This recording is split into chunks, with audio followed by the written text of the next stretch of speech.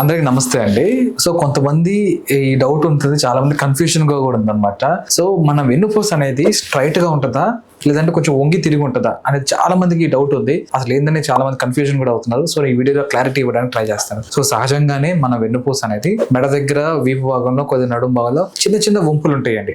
అది సహజం అనమాట. అది ఇబ్బంది ఏం కాదు. సో అవి ఉండడం వల్ల మనకి పోస్చర్ అనేది మెయింటైన్ అవ్వడం, ఒక రకంగా షాక్ అబ్జర్వర్ లాగా పనిచేస్తుంది అనమాట డిస్క్ తో పాటు ఆ వంపు అనేది. సో ఇది కంప్లీట్ నార్మల్ అండి. కానీ కొంతమంది పేషెంట్స్ లో బాగా వంగిపోయి ఉంటది, ఇంకొంతమందికి ఏంటంటే స్ట్రైట్ అయిపోయి ఉంటది. అది దేని వల్ల వస్తుంది అంటే వాళ్ళ కూర్చునే విధానం కానివ్వండి, పడుకునే విధానం కానివ్వండి, లేదంటే పోస్చర్ అంటే కొంతమంది ఏంటంటే ఒకవైపు పక్కకి ఇలా వంగి నడవడం అలవాటు అయిపోతుంది. ఇంకొంతమందికి ఏంటంటే చేతులు ఇలా పక్కన పెట్టి కూర్చోవడం అలవాటు అవుతుంది. ఇంకొంతమందికి అబ్నార్మల్ గా వాళ్ళు చేసే పనులు బట్టి కానీ, లేదంటే డిస్క్ ప్రాబ్లమ్స్ ఉన్నప్పుడు కూడా కొంతమందికి ఆ నొప్పి వల్ల పక్కకి ఆల్మోస్ట్ వంగిపోయి నడవడం అనేది స్టార్ట్ చేస్తూ ఉంటారు. సో నొప్పి తగ్గిపోయిన తర్వాత కూడా ఆ పోస్చర్ అనేది అలవాటు అయిపోవడం వల్ల కంప్లీట్ గా వాళ్ళు కొన్ని డేస్ వరకు ఆ యొక్క అబ్నార్మల్ పోస్చర్ అనేది మెయింటైన్ చేస్తూ ఉంటారు. సో ఇది అబ్నార్మల్ పోస్చర్స్ అంటారు. సో నేను ఓవరాల్ గా చెప్పేది ఏంటి అంటే, నార్మల్ గానే కొన్ని చిన్న చిన్న వంపులు ఉంటాయి, అవి నార్మల్. అలా కాకుండా పక్కకి ఇలా తిరిగి మీరు నడుస్తుంటే ఏంది నువ్వు నీ స్పైన్ వంకరగా ఉంది, లేదంటే నడుస్తున్నప్పుడు కుంటుతున్నట్టు అని ఎవరైనా అబ్జర్వ్ చేసి చెప్పారంటే కనుక అది అబ్నార్మల్ అండి. ఒకసారి డాక్టర్ని కన్సల్ట్ అయ్యి